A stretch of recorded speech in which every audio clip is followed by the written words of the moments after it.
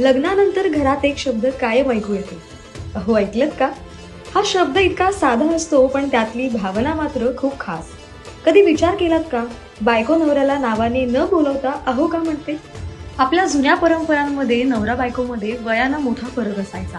नवऱ्याचं नाव घेऊन हाक मारणं शिष्टाचाराला धरून नव्हतं. तेव्हा या अंतराला जोडणारा एक छोटासा पण प्रेमळ शब्द तयार झाला, अहो. पण हा शब्द फक्त परंपरेतून आला असं नाही. संस्कृतमध्ये अहो म्हणजे भाग्य, आनंद, आपुलकी. मनात आदर असेल, जिव्हाळा असेल किंवा समोरच्याचं महत्व वाटत असेल, तेव्हा हा शब्द नैसर्गिकपणे तोंडातून येतो. लग्नानंतर नवरा हा स्त्रीच्या आयुष्यातला महत्वाचा आधार बनतो.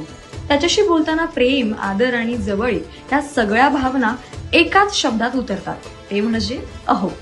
आणि गंमत म्हणजे हा शब्द ऐकताना नवऱ्यालाही आपुलकीची ऊब जाणवते. जणू काही नात्यातलं गोड प्रेम एका हलक्या आवाजात व्यक्त होतं. आज काळ बदलला, पद्धती बदलल्या, नावानं हाक मारणंही सगळीकडे नैसर्गिक झालंय. पण अहो मध्ये दडलेलं प्रेम अजूनही तसंच आहे. म्हणून अहो आजही प्रत्येक घरात तितक्याच प्रेमाने ऐकू येतं. अशाच माहितीपूर्ण गोष्टींसाठी पाहत रहा अभिमानी.